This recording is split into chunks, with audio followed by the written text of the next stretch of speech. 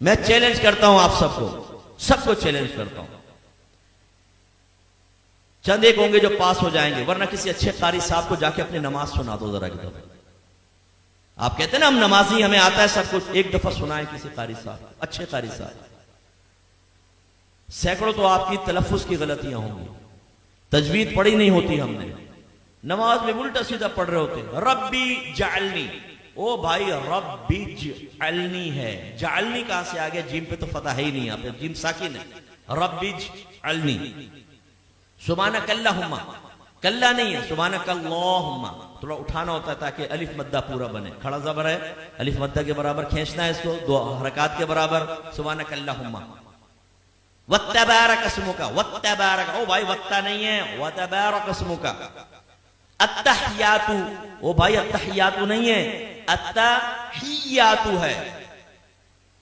सुभान रब्बिल आला, सुभान रब्बिल अजीम, ना भाई ये नहीं है, सुभान रब्बी यल अजीम, सुभान रब्बी यल आला, ये है।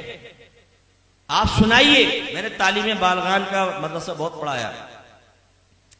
जब मेरे सामने आते थे ना, कितने साल से नमाज पढ़ रहे हैं? 25 साल से। अच्छा सुनाओ जरा सूरत सुनाओ।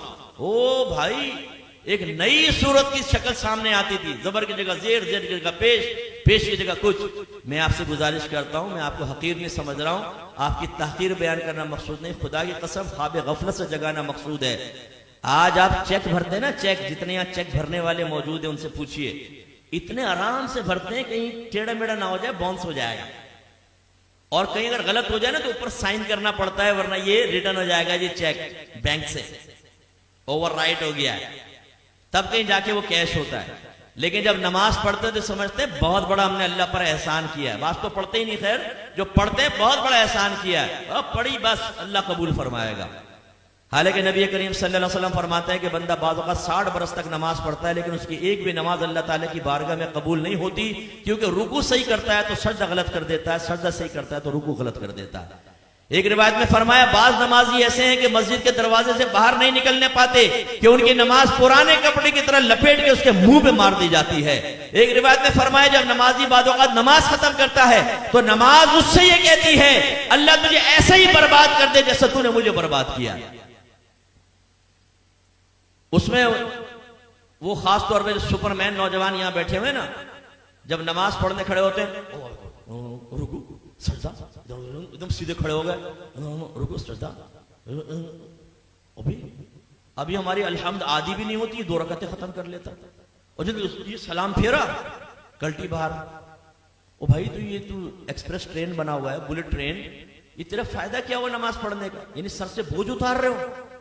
आपने देखा जुमे की नमाज के बाद जैसे ही इमाम साहब सलाम फेरते हैं, जूतियों पर रश लग जाता है, इतना रश हो जाता है जैसे बाहर 5-5 हजार के नोट बट रहे हैं, अगर देर हो गई तो निकल जाएंगे।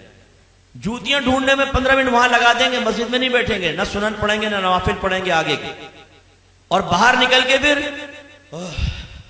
दूसरा कहते हैं, हाँ यार क्या करना, चल ढाबे में चाय पीते। अभी तुम इसलिए बाहर निकल कर आए थे। ये भी जिम्नन बात आ गई तो मैं आपको अर्ज कर दूं, गौर से करें, गौर से देखें, और अपने बारे में मैं भी सोचता हूं, आप भी सोचें। नबी करीम सल्लल्लाहु अलैहि वसल्लम फरमाते हैं कि मस्जिद की और मोमिन की मिसाल ऐसी है जैसे मछली और दरिया, कि अगर मछली को दरिया से बाहर निकालें तो वो उस वक्त तक चैन से नहीं बैठती जब तक दोबारा दरिया में ना आ जाए।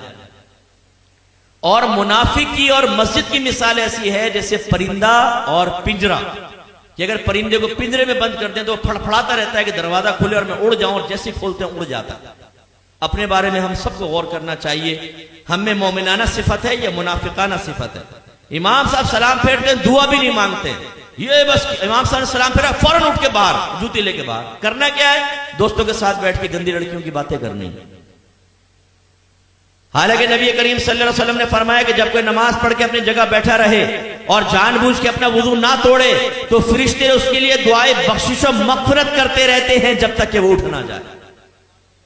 इसलिए आले सुन्नत का ये जो है ना कि नमाज के बाद दुआ, इसमें बड़ी हिकमत है। बाज लोग जैसे सलाम फेरते हैं, आप देखें बाज मकातिब फिक्र वाले उठ के चले जाते हैं, कहते हैं दुआ कहां साबित है? ओ भाई, जब नबी करीम ने दुआ की तलकीन फरमा दी तो बस ये जिस टाइम भी आप दुआ मांगेंगे उसी हुक्म हदीस पर या हुक्म रसूल पर अमल की सूरत बनेगी। और इसमें फायदा क्या है, जब आप बैठ के दुआ मांगते हैं, जितनी देर बैठे रहेंगे फरिश्ते भी दुआएं बख्शिश और मगफिरत करते रहेंगे। लेकिन जो फौरन सलाम फेरते उठ के चला जाएगा, जैसे ही खड़ा होगा फरिश्तों की दुआएं मगफिरत मुनक़ते हो जाएगी। तो ये हमारा हाल है।